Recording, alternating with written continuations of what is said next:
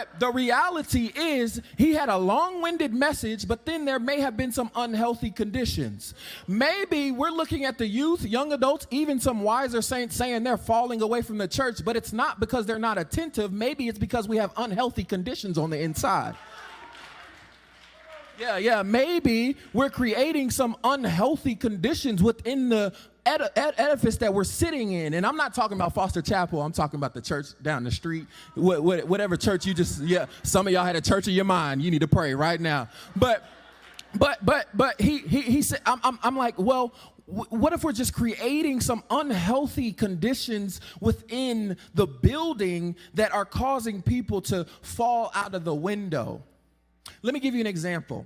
Let me give you some examples.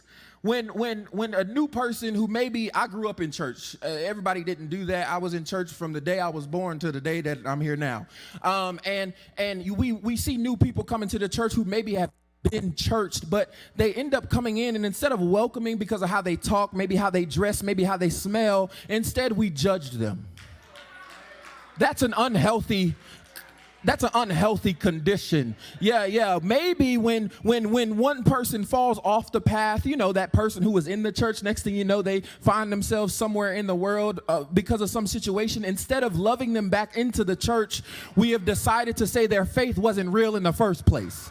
Yeah, that's an unhealthy condition. That's unhealthy conditions. You need to be careful how you talk to people because and I'm going to get to this. I'm already skipping ahead a little bit. You have been in that place as well.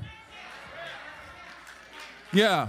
We've all been people who have fallen off the horse. I'll give you Bible. I know we got some Bible scholars in here. I love that. Mark chapter 3, Matthew chapter 12, and Luke chapter 6. We find one passage that is the same across these three books. And Jesus finds himself going into a synagogue. He goes to the synagogue, and there's this man who has a withered hand.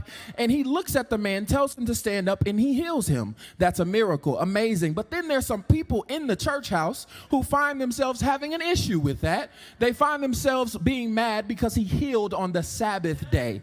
Now, watch this. Here's the part that's interesting to me. They so focused on the fact that he healed, forgetting the fact that he's actually a miracle worker. You're so focused on the fact that he did something, watch this, that you wouldn't do. Yeah. You're mad at the fact that you're mad that person got blessed with some money and you sitting in the back like, well, it could have been me. Yeah, that's an unhealthy condition.